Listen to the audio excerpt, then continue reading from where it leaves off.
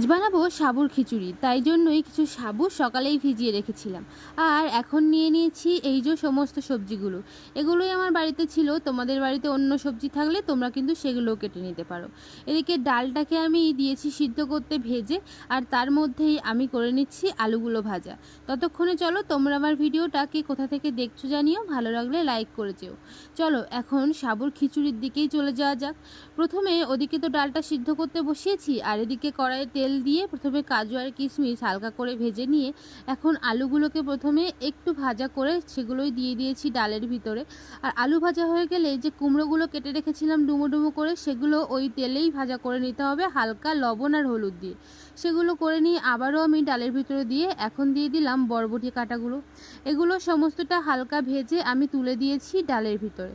এখন ওগুলো সেদ্ধ হতে থাক, আর এদিকে সাবুটাকে ভালোভাবে মশলা দিয়ে কষিয়ে নেব। তার জন্য ওই তেলেই আরেকটু তেল দিয়ে গোটা গরম মশলা, শুকনো লঙ্কা, জিরে আর সঙ্গে একটা তেজপাতা দিয়ে আদাকে একটুখানি ভেজে নিয়েছি।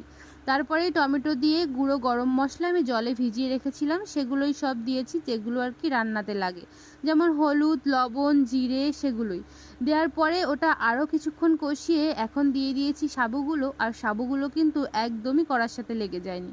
সাবুগুলো বেশ ভাজা ভাজা হয়ে গেলে তার সঙ্গে মিশিয়ে দিয়েছি সিদ্ধ আলু, আর দিয়েছি একটু লবণ আর চিনি, আর কিছুটা জল দিয়ে আরও বেশ কিছুক্ষণ ফুটিয়ে নিলে কিন্তু আমার সাবুর খিচুড়ি রেডি।